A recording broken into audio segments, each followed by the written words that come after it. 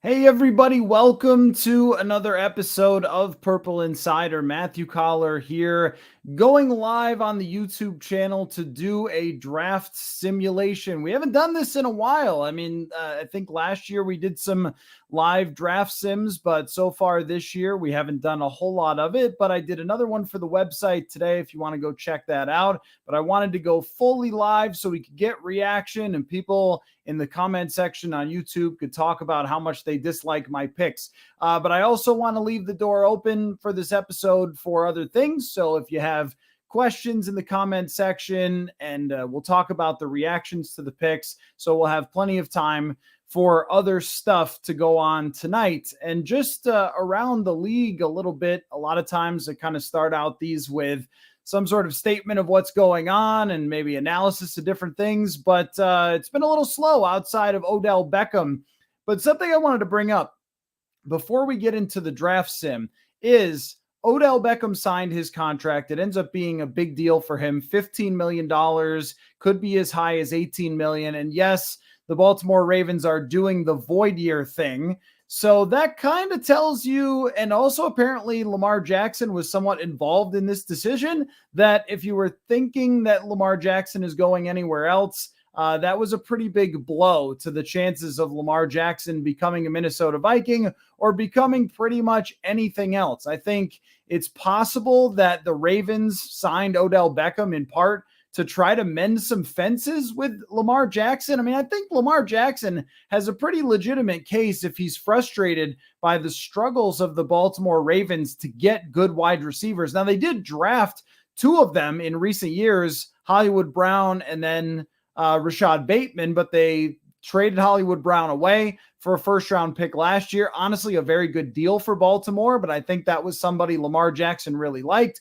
Rashad Bateman has not worked out very well, so he's been throwing to some dude named Boykins and then Mark Andrews over and over and over again. So you got to think that there's a little bit of an olive branch element to the Baltimore Ravens signing Odell Beckham. And also, if nobody else in the NFL is going to offer Lamar Jackson the contract that he thinks he's worth, well, guess what? Then he's going back to Baltimore on that franchise tag. And honestly, there are worse fates in the NFL than making $32 million next year, which is what I believe he will make if he ends up on that franchise tag. But as he goes out and Ken Francis and whoever else, all of his friends try to get offers from the rest of the NFL, if they can't get them, he has no other choice. So you might as well play with a good wide receiver like Odell Beckham. Although the people who have tweeted out like, oh, look at all these Baltimore Ravens weapons, I'm not so sure. Odell Beckham is coming off of an injury. I would have thought of him as more of a wide receiver 2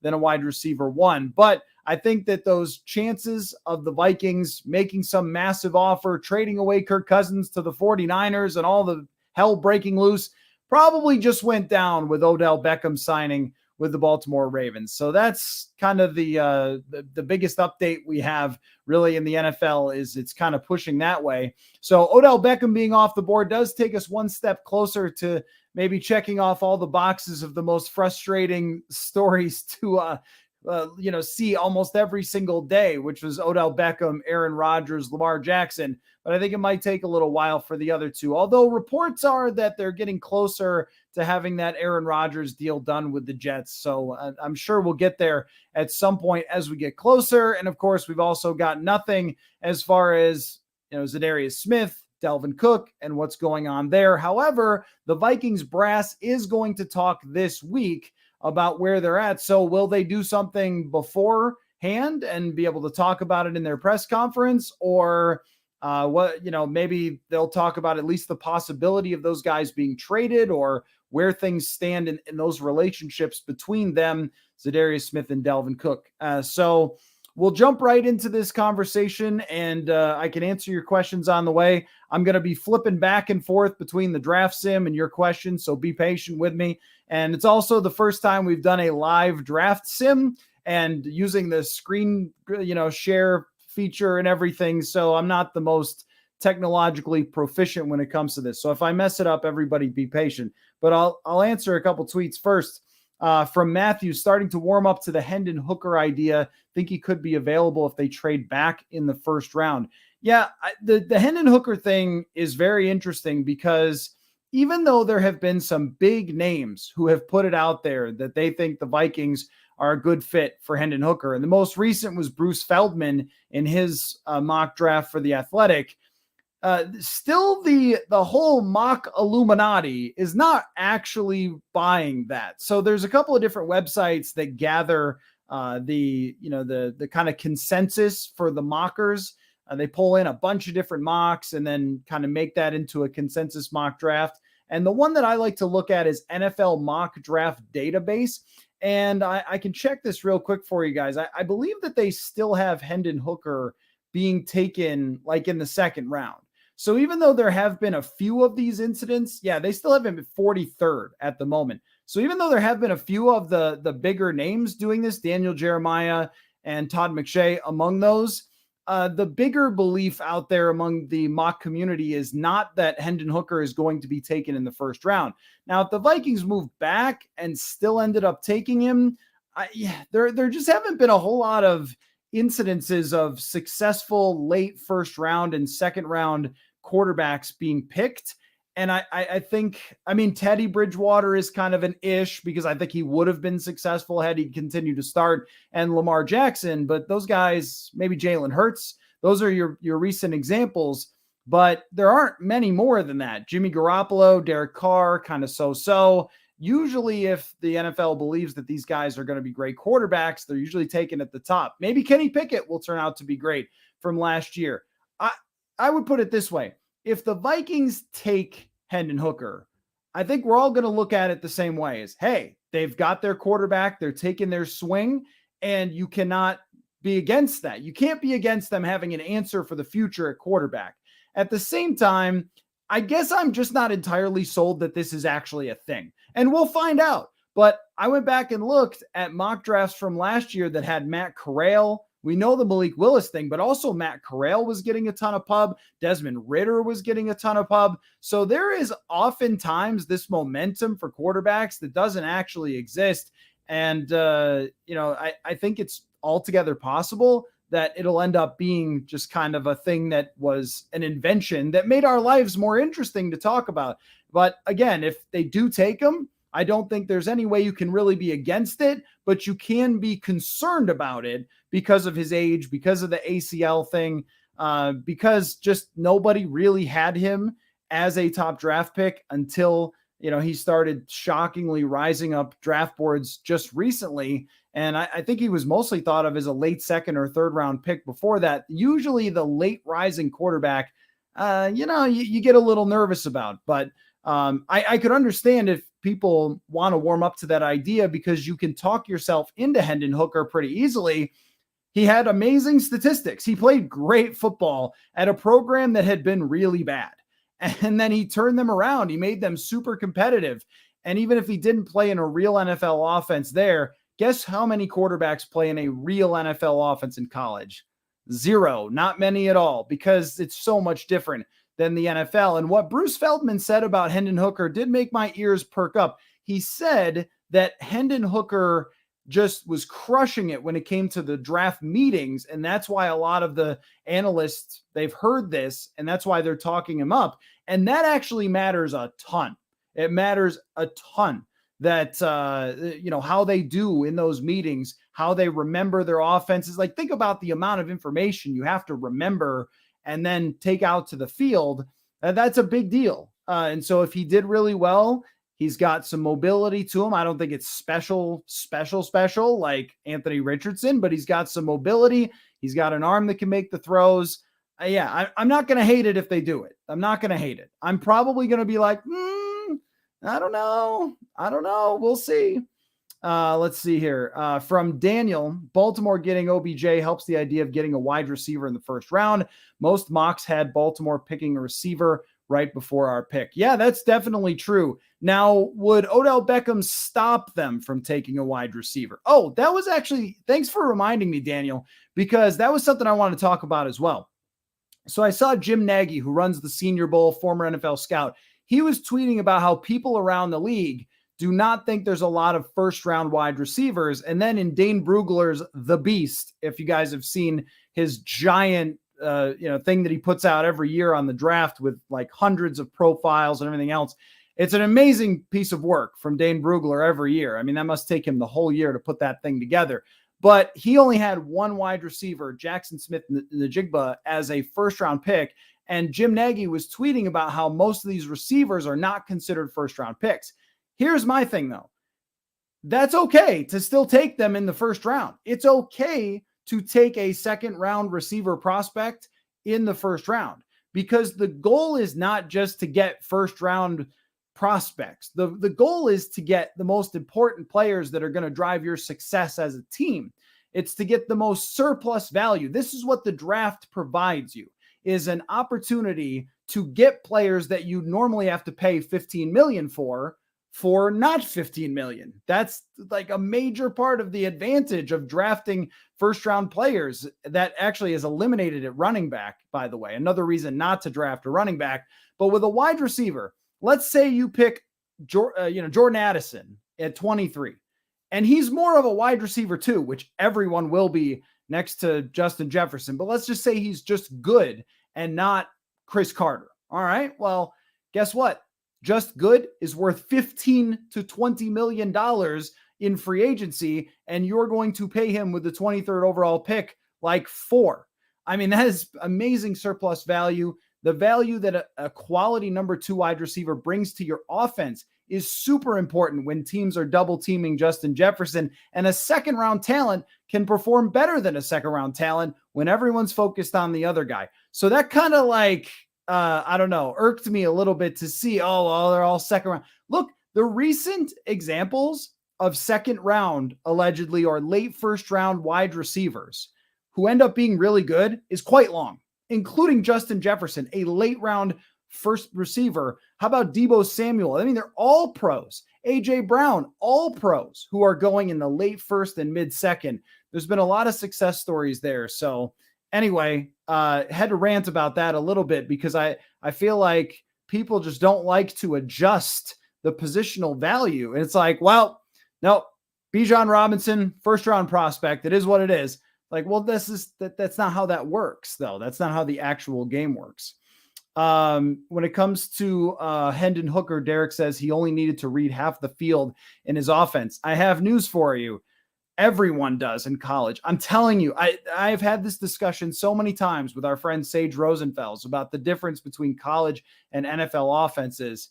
It's massive. It's immense. There's a reason why no rookies ever win the Super Bowl at quarterback, why most of them are terrible in the first year, is because the difference is just, it's night and day. The talent that you're facing, the complexity of the offense, the number of different things that you have to know and remember and command in an offense in the NFL are just way different from even the most complicated college offense. They just can't do all that stuff. Like, think about this. Think about if you asked the Minnesota Gophers men's basketball team to run the Timberwolves sets. They just wouldn't be able to do it because there's so much more going on there, right? Well, maybe they wouldn't punch each other like Rudy Gobert, but they would not have a good time trying to run those sets. It's so much more complex that every quarterback has to make that jump, even from the most NFL offense. And we've seen that be a criticism before, like Cam Newton. Remember Cam Newton sitting down with John Gruden and John Gruden being like, hey, what's your play calls? And he had nothing. He was like, I don't know, 1, 2, 3, 4. And a lot of people went, I don't know. And Cam Newton was really good at running his offense, really good. He won the MVP. So it's really about whether a guy can make that jump and not like, was it easy for him in college? But I do think there is something to the element of a guy who's 25 playing in an offense with tons of great weapons. I mean, they have 2 wide receivers that are going to be drafted probably in the first or second round. And so he's got great receivers, wide open receivers, great offense. How much of it was kind of smoke and mirrors, putting up all those big stats? Like, the comp that comes up would be like Brandon Weeden. So Brandon Weeden played in this wide open offense, was just throwing to wide open people all the time. So is it for real or is it not? And I guess we're going to find out from Miles. And I promise we will get going on the draft simulation here in a moment. I've already made a trade down, by the way. Let's see. So we're not trading up for Will Levis in this draft simulation because I don't think they actually will. And just as a side note, I saw somebody put out on Twitter, I'm sorry, I forget who, had like the odds, and this doesn't mean anything. Vegas doesn't know who your team is picking, but it is interesting that the odds have the Vikings taking a corner or a wide receiver way before a quarterback. So even Vegas is not buying that the Vikings are actually going to do this. So we'll see. I mean, it would be exciting if they do, for sure. Like nobody wants that more than this show right here, but I'm not sure that I'm convinced yet. From Miles, do you feel like all the remaining moves in free agency are on pause until the draft? It does certainly seem that way, doesn't it? I don't think it has to be all of the remaining moves, but they would have to make some sort of move with either Dalvin Cook or Zadarius Smith if they want to sign anybody else. And if you look at the list of free agents, this is what's interesting to me, is there's always this first wave of free agents, top guys off the board. These are the ones everybody's going after. Okay.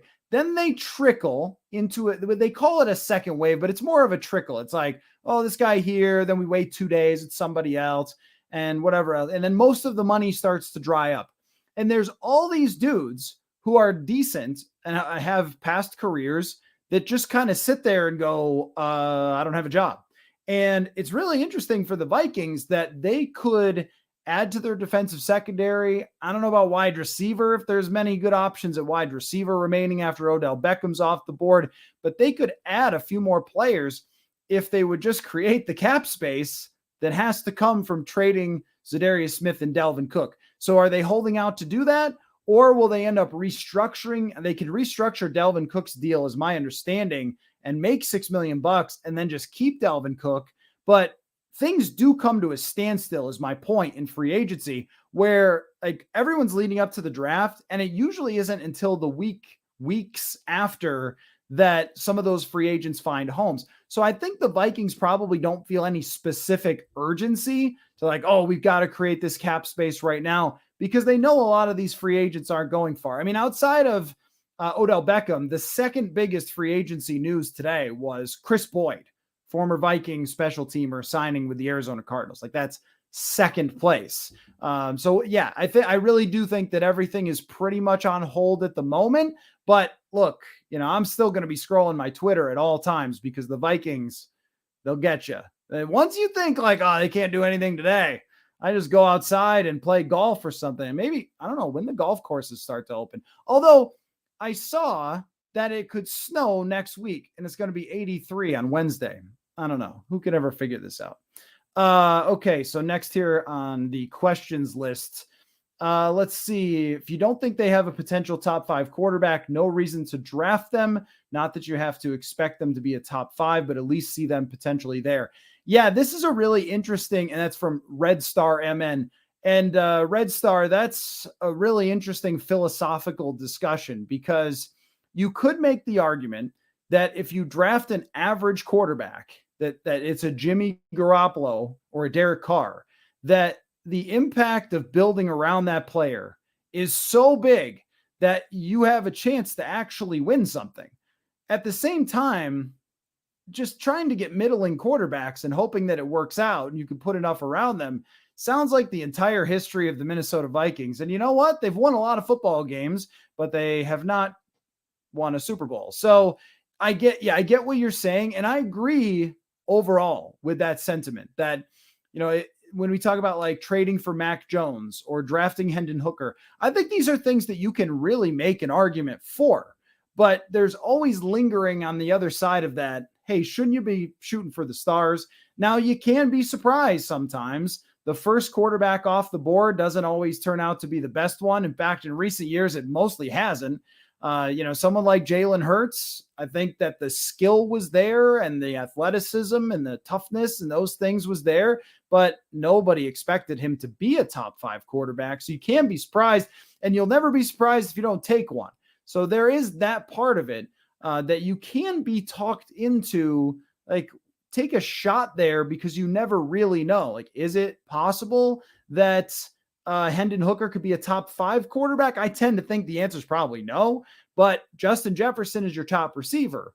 Do you use cap space in the future to add another receiver? And then you've got this offensive line you've been building through the draft. And you've got this offensive coach who produced the top 10 offense last year with, honestly, Kirk Cousins not having his best season when you look at it statistically or by PFF grade and things like that. And they still finish in the top 10. So can you make an argument that a top 5 quarterback is almost, in most cases that are not Josh Allen, Patrick Mahomes, that in most cases it's what you give them? Or can you think of, like, can we do it for a year?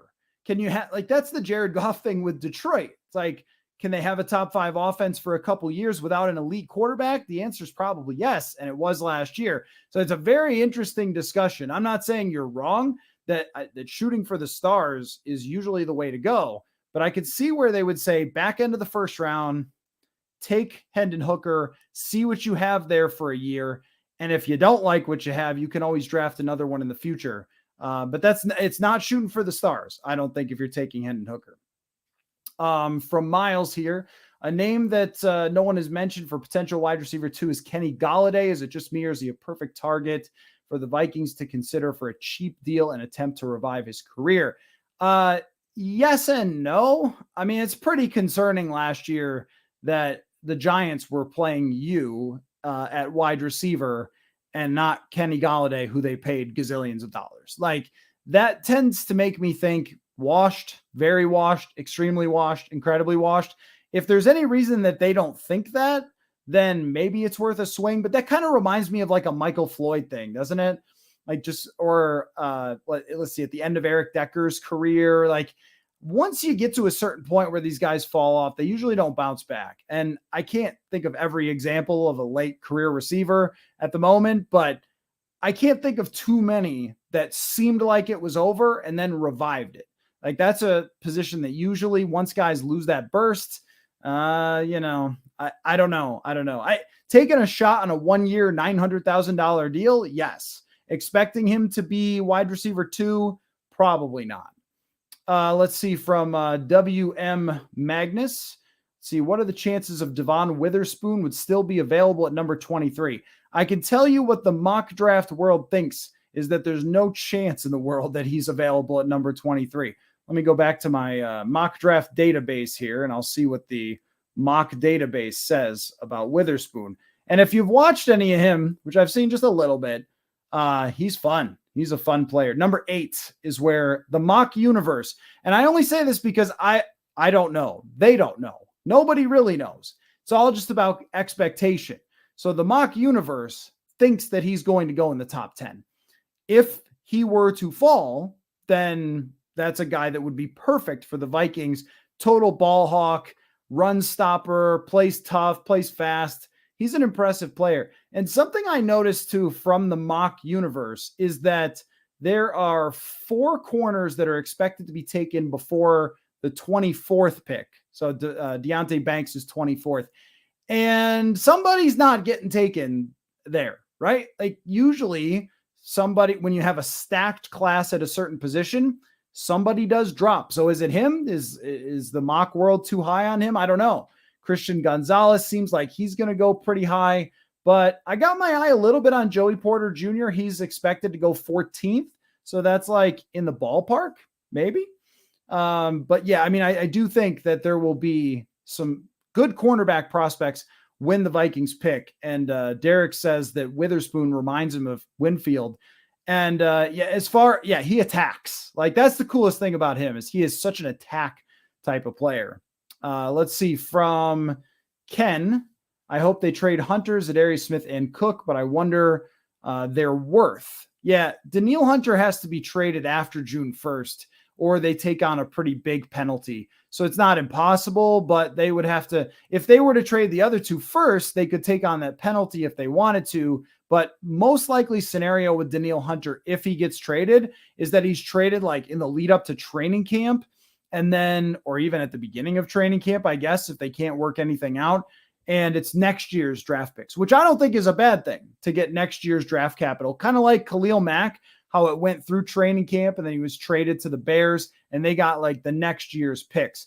As far as Zadarius Smith and Danielle Hunter, I think they would love 3rd rounders. I don't think you're getting 3rd rounders, because usually when the whole world knows that you got to trade somebody, it's hard to trade somebody. And that's probably why they haven't been traded yet, unless they're trying to work out extensions or something to change these contract numbers. But I think it would probably be more wise just to make the moves and get the draft capital. So let me bring you guys up on this draft simulation I've been working on here.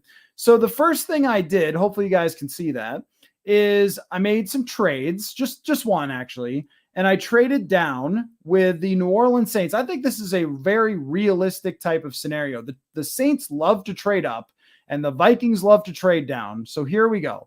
And I got number 29 and number 71, and I moved 23, 158, and a next year's fourth. I don't really want to give up next year draft capital, but it was the only way to make it work. So I went with it. So let me kick this thing off and see what it looks like at 29. And let me just say too, I didn't want to move too far down in doing this draft sim. Because if you move out of the first round, we're all going to have a really boring night. That's what I would say is we're all going to, no, that's not why. I think if you move out of the first round, then you move out of that space where there's still very good prospects at your positions of need. That if you get into the 30s, you get into the 40s, then you've probably lost a lot of opportunity for getting starting caliber players in this draft. So I don't think that's a good idea. So this worked for me, moving down from 23 to 29, picking up the 71st pick. And by the way, we're doing 4 rounds here. I'm not going to go to the 7th round because, I mean, who knows, right? Like, yeah, who knows who they're picking in the 7th round at this point. But so I always do 4 rounds because that's the amount of players that usually everybody knows. So let's take a look here. Well, we've got some options. We've got on the board, and I'm using, PFF and what they've got is their rankings because, and their draft simulator, by the way. Very fun to play with, pff.com. But there's more other draft simulators if you want to check those out. So we've got some options here. Will McDonald IV really intrigues me. And one of the reasons is his athleticism, but also this year he's very productive. If you guys can see his PFF page there, a very good pass rush grade, 84.2. How do we feel about a pass rusher? Because I was doing some looking at the pass rushing group that's likely to be available. And as you can see, the guy from Kansas City, Kansas State, Felix Anadike Uzama, I believe is how you pronounce it. The edge rusher from Kansas State. Pretty impressive dude. A lot of production, good, decent PFF grade, really good NFL combine. You got some interior rushers here as well. Some people like BJ Ojulari. Like there are some good players in this area, but there's also some corners. Whoops, I clicked on Tanner McKee. That's not going to be the pick. Well, maybe, you never know. But you have Cam Smith from South Carolina, and you've also got Emmanuel Forbes here. Are we worn out on corners to the point where like nobody wants to draft corners? How about this? I was doing a little bit of research on the Vikings defensive drafts, and I ran across something that's actually kind of crazy, and I hadn't thought about it before.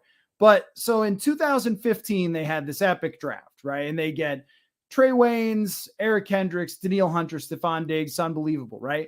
And even the year before, they had gotten Anthony Barr, they had gotten Xavier Rhodes, they had gotten Harrison Smith, like in the years before, right? Since 2016, the Vikings have taken in the first or second round only 3 defensive players, and they were all corners. It was Mackenzie Alexander, Mike Hughes, and correct me if I have this wrong, but I think that's right. Mackenzie Alexander, Mike Hughes, and not counting last year, because we don't know what those players are.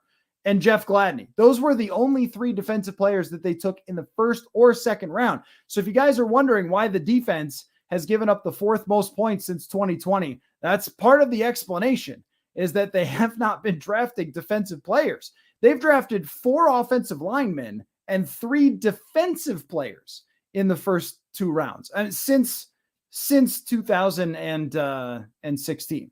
So, I mean, that's kind of crazy, right? And of course, they've been corners and none of them have worked out. So yes, I think that people who are cornerbacked out, and then last year they take another corner, he gets hurt. I kind of feel you there. I think I'm with you. And we were talking about this on the show last week, just about how risky and how difficult it is to take corners. And a lot of times when they don't work out, like they really don't work out. It's not like they could be situational players. And so here on the board, we've got Will McDonald. The next player at a Vikings position of need on the PFF list is Emmanuel Forbes, the cornerback from Mississippi State. Interestingly, I was taking a look at receiver because we were just talking about receiver. Josh Downs, Tank Dell, like the receivers were mostly taken. So if we're talking about like why not to trade down, if they're looking for a receiver, then, you know, some of them are going to be taken here, like Zay Flowers, Jordan Addison, Quentin Johnston. Those guys were all taken before they ended up with our draft pick. So how do we feel, chat, about the idea of taking Will McDonald IV, the edge rusher out of Iowa State? That's who I'm thinking about right now off of this list, and I'll continue to kind of scroll up and down through this list. The one I did yesterday, I believe he wasn't available, and I took Anadike Uzama. But, you know, Maisie Smith is kind of interesting to me. I'm definitely not taking a linebacker. Cam Smith out of South Carolina. He's an interesting one, too, because he's got some nickel experience. As you guys can see on the board there, or on the page, he did play, if you could spot it, on a little bit in the slot last year, which is kind of interesting, but also had his best year in 2021. So, and did really well at the NFL Combine. So I'm thinking around that range about corners, but I also think it's not a bad idea to take corners in free agency or buy corners in free agency and take a pass rusher. So I'm going for it unless anybody has a big dispute. I'm going to take Will McDonald IV, edge rusher, who I think kind of fits their size, right? Like, yeah, that's right. He's undersized, but that's okay for Brian Flores in the way that he wants to play. So I'm going to take him. I think he's a scheme fit. I think they need future rushers because you could easily say, well, they've got good pass rushers right now, but they might not like a week from now. I mean, they might trade Zadarius Smith, you know, a couple of weeks from after the draft. They might, you know, trade away, Danielle Hunter, and then you're left with just Marcus Davenport. I don't know if Will McDonald IV had a good 3-cone, but you know what? I can look that up just out of curiosity because I have seen that there's certain things. By the way, as far as relative athletic score, I know that's a thing we talk about a lot. Will McDonald, even though he's a little undersized, 96th percentile. So he should fit with the athleticism that the Vikings are looking for. But I'm going to check on the 3-cone. Oh, yeah, elite with the 3-cone. So there you go. 98th percentile 3-cone for Will McDonald. Makes perfect sense for our pick. So you got an edge rusher for the future. All right, let's see what else we got. Now I'm at 71. You guys can see this okay, right? Yep, 71. Let's see. I think we're all out on Tanner McKee. Nathaniel Dell, also called Tank Dell, the wide receiver, I'm kind of intrigued by, but here's my problem. So he's got great numbers. Here's my issue is that he's 5'8". And I went through the list of 5'8" wide receivers or less. I'll tell you what I came up with. Almost nothing. There's just, I think there is like you must be this tall to get on the ride when it comes to wide receivers. I mean, I remember Tavon Austin, who's the guy, Tutu Atwell, who people talked about like, oh, no, his height won't matter. He's a playmaker. I am pretty skeptical about that. So I think he's kind of off my board of being this high. So we've got Michael Wilson, the wide receiver from Stanford. I do like Michael Wilson. My concern is that he only played 6 games last year and 5 games the year before. That is my concern. Michael Wilson looked really good at the Senior Bowl, and he's also one of the strongest wide receivers in the entire draft. He benched 23, so 23 reps, and you don't find that very often. Like, he's a pretty strong guy. Is this the place for a receiver, or should we be looking at the secondary instead? Do we want to go all in on the defensive side? And this would not be the sexiest.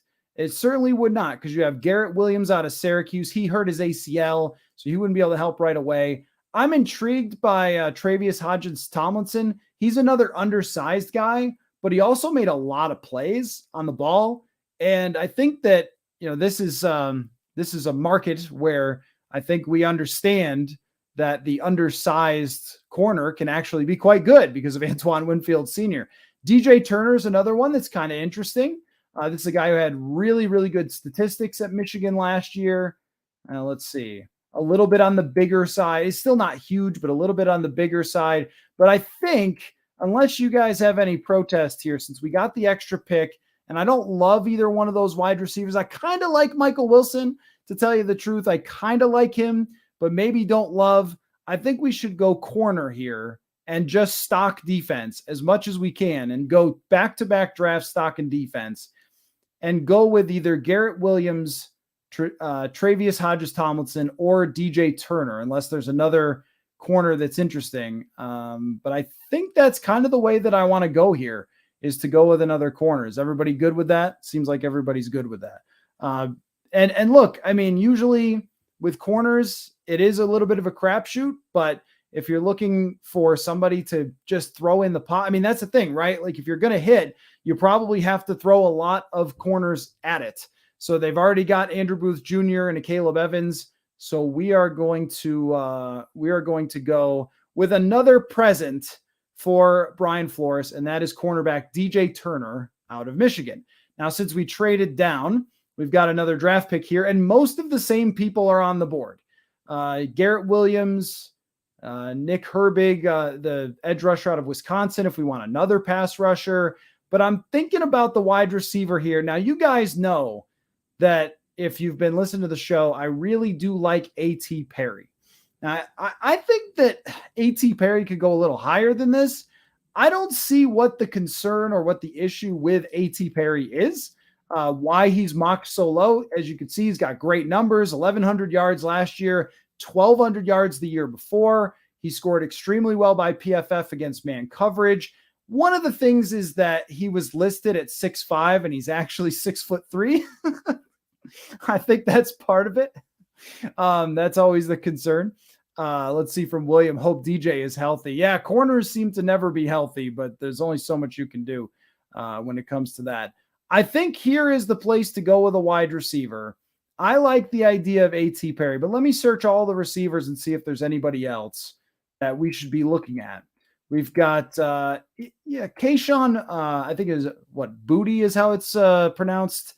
Kind of a disappointment. Parker Washington is somebody that people have talked about. Jonathan Mingo is a guy that a lot of people have talked about as being a real blazing fast wide receiver. So there's a lot of options. And I think that right here, this is kind of making the case for you can wait on some of these wide receivers and there will be some intriguing prospects.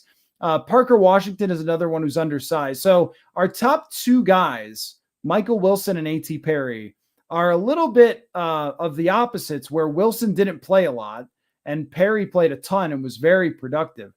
But, I don't see anybody past that, like down our list here, that is worth looking at. But I think that we should go with either Perry or Wilson.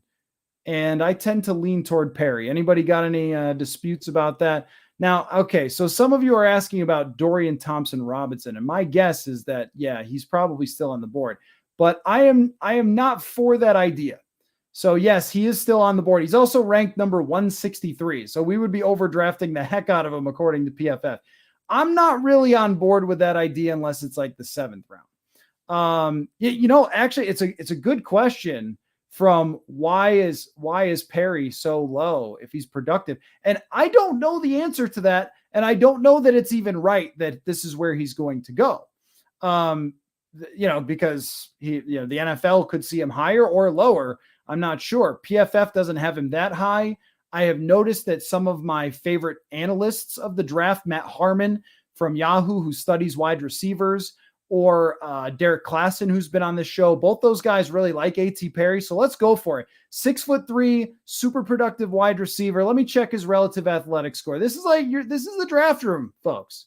This is the draft room right here. This is how it's going. We're having these last-minute conference. 98th percentile is what he is as far as the athleticism. Now, we're doing this. 98th percentile athlete who is productive.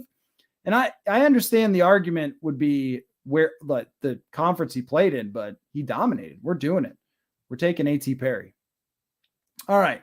So now we're dropping down to our last draft pick of this draft sim, which is number 119, because we're not going 7 rounds. And we can do a lot of different things here, but let me make a case, and you guys are going to hate it. I know you guys are going to hate it. But what if we went with a running back here? You guys hate it? I mean, it's the 4th round, so we're kind of down into that range. This is a draft that has a lot of running backs, and let's just assume that they are going to trade away, Dalvin Cook, right? I mean, so this would be somebody, if you're looking in the 4th round, that they could pair potentially with Alexander Mattison. Not sure about, Ty Chandler. I think you want to give Ty Chandler a look. Linebacker is definitely another position to look at here. But when we're talking about when it's time to take a running back, I think that the 4th round is the right time.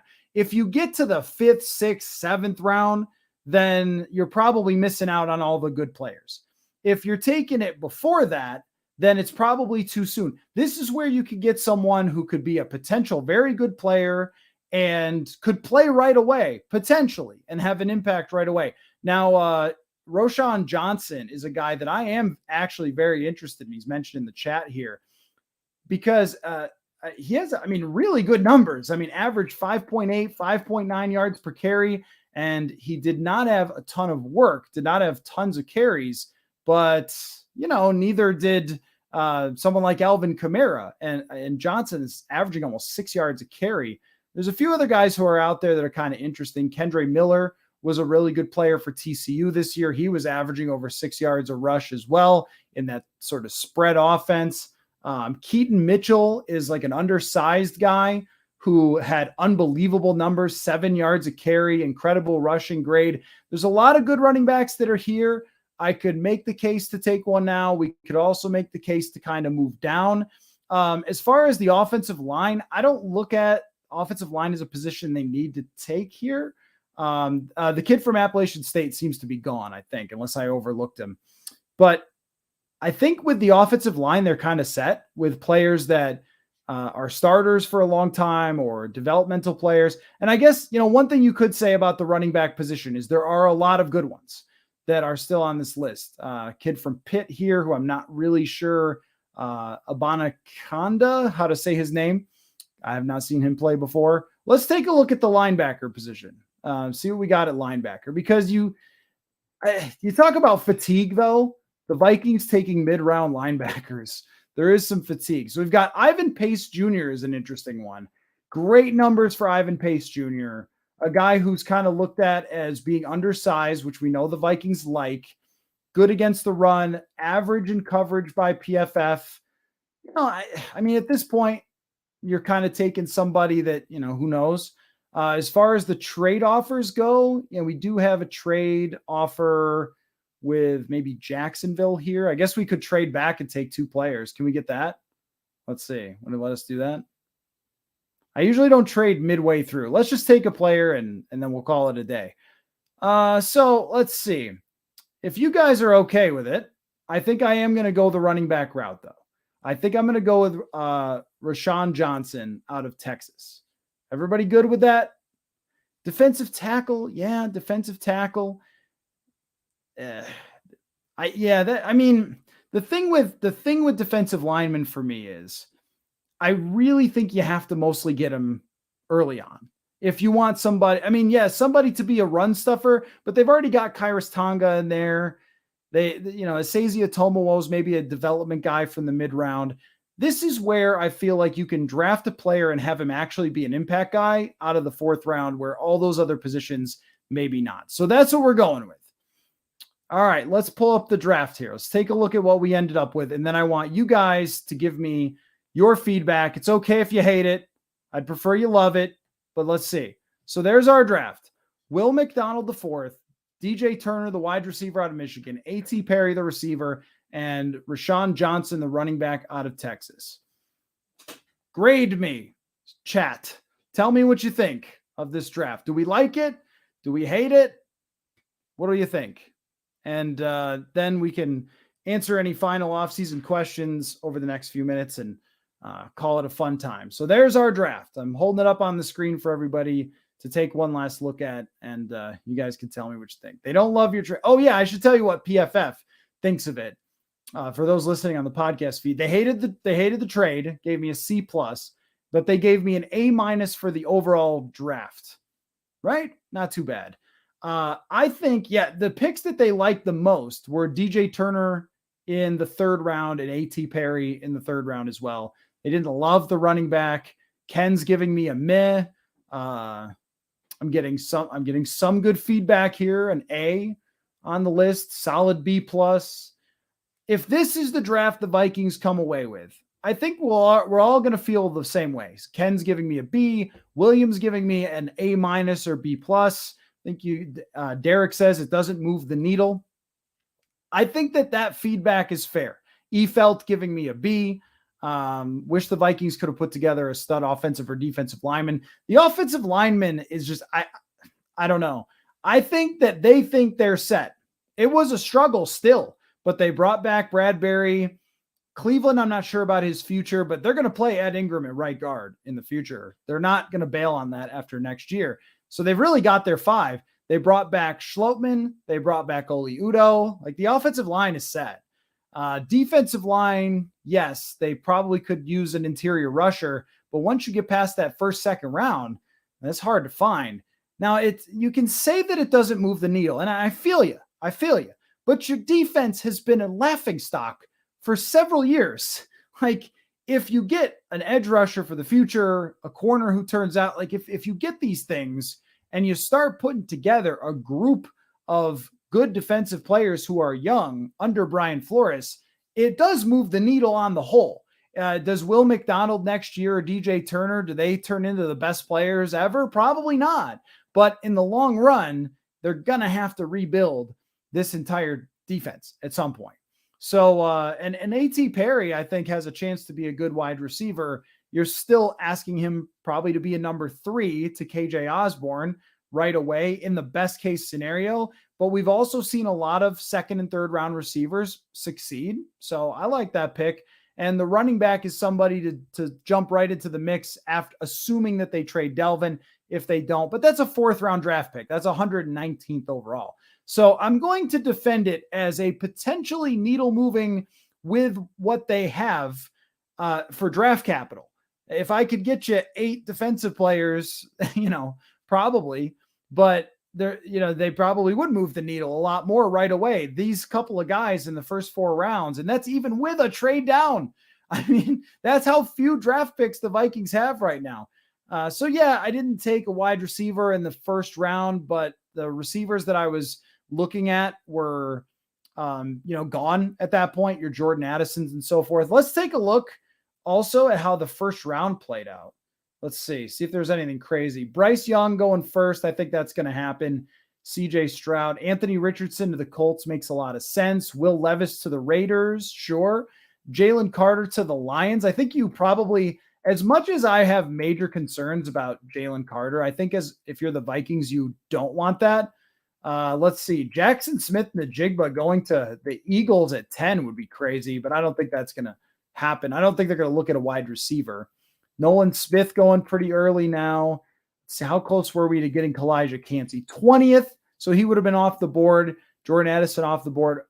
So Zay Flowers, had we not traded down, would not have been off the board. Same with Deonte Banks, who probably is a good fit for the Vikings. So very interesting, fun stuff. That's why we do draft sims. It's a good time. So hopefully you guys had fun with that.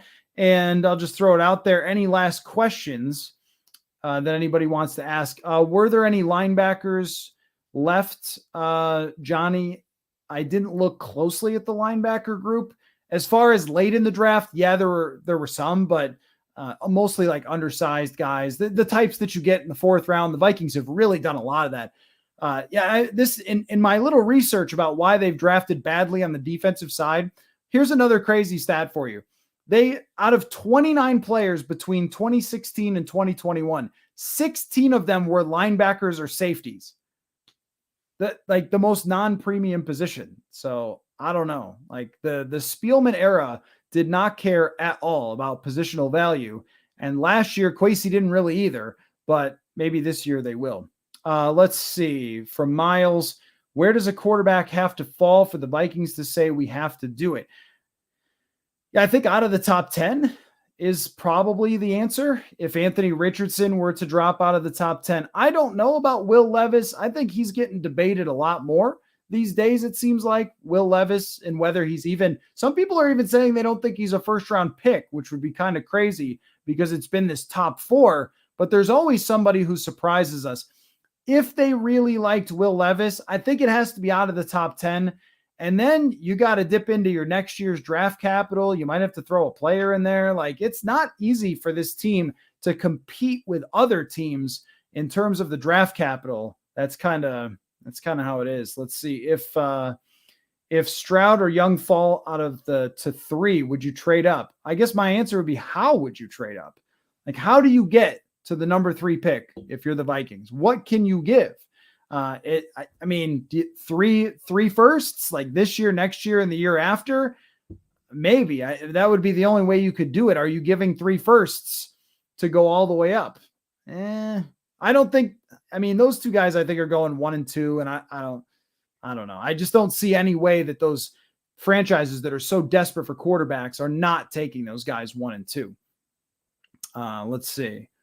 An SI article has the Vikings as a sleeper to slide to the number 3 overall pick. I just don't see how. That's the thing is, I mean, yeah, I guess if you gave up your entire, no, actually, I checked on this. So here, you want to hear how little draft capital the Vikings have? So, and this is by the Jimmy Johnson chart, which I know people are saying isn't in vogue anymore, but listen to this. By the Jimmy Johnson draft chart, the highest the Vikings could trade from 23, if they gave up every pick they have, is 16. So they would have to give up every pick they have, future firsts, players, I mean, everything. And I still don't think those teams are doing it now for number 3. But the problem is there's so many other teams that can just give more than the Vikings can. They have more draft capital. They have other players that they can move. You can't move Hunter unless you take a big dead cap hit, which we talked about. It's not a situation that they're really in a spot to move up. That's the tough part of it. From Williams, still think we get our future QB next year and improve the defense this year. I agree with you, man. I agree. If I'm putting down the money, if I had to do that, I don't bet on anything, but if I did, I would bet on the Vikings draft quarterback in 2024 and draft kind of just the way we just did. I was trying to do this draft sim, and we could do another one for sure next week, in a way that I thought the Vikings would probably go about it, which was to look for defense, give Brian Flores some new toys to play with, to develop, to use his scouting skill, and then really look at next year for the draft. If they do go the Hooker route or whatever, then okay. But I would be surprised at this point. I mean, you never know, but I would be surprised. Are there any late round quarterbacks? I know a lot of you guys like Dorian Thompson-Robinson. He's like 6'1" and 195 pounds. I mean, it's pretty tough. If you aren't Kyler Murray or Russell Wilson or Bryce Young, it's really tough to be that small. And Stetson Bennett is like 25 years old. I mean, I don't know. What's his ceiling? Like a Colt McCoy or something? I don't look at anybody. Clayton Tune is the one that's the most interesting. And people have pointed out that Clayton Tune has really good numbers and is a good athlete. But if he was the other parts, he'd be talked about as a first round pick. If you look back in recent history, at middle round, late round quarterbacks. I know Brock Purdy was just good, so everyone's going to say, maybe we got Brock Purdy, but it's a horror show. Dak Prescott is literally the only good quarterback between the time Kirk and Russell Wilson were taken in the 4th till present, in the middle rounds. So if you take like the 3rd, 4th, 5th rounds, the only guy who's become an above average starter is Dak Prescott. And there's only, I think I added this up, there's only 3 guys who have even become starters at all, and one of them is Jacoby Brissett. The odds are just so low of getting a good quarterback in the mid rounds. It's all in for the top quarterback or nothing. And we're not even sure, in like the Brock Purdy example, we're not even sure he's actually good. Like, I liked how he played. I thought he looked excellent, but He played like 5 games. So we saw Case Keenum look excellent for 5 games with a great team. I'm not even convinced that he really is their franchise quarterback. So I think it's, if you want to draft one in the 6th or 7th, feel free. Like, you're probably not missing out on anything else. You might as well, but your odds of it working out are very low. So anyway, great questions, great conversation as always, guys. Super fun. I think this worked out great. Hopefully you all could kind of see the draft board and everything who watched on YouTube. And hopefully for those listening on the podcast feed, we talked through it well enough. And, we'll have a lot more to come. This should be a fun week. Chris Trapasso's back on. We've got some good ideas. Eric Edholm of NFL.com is going to join. Eric Eager keeps begging to come back on the show and talk drafts. So we got a lot of good guests coming up. And then after that, we are almost there, folks. This is a weird time leading up to the draft, but we are almost there. So thank you all so much for playing along and listening to the show and participating. And we will do it again. Actually, tomorrow night will be a Hot Routes with me and Jonathan Harrison. So we'll see you all then. And if there's ever any breaking news, make sure you're subscribed to the channel because we will jump right on it. So thanks again, everybody. And we will talk to you all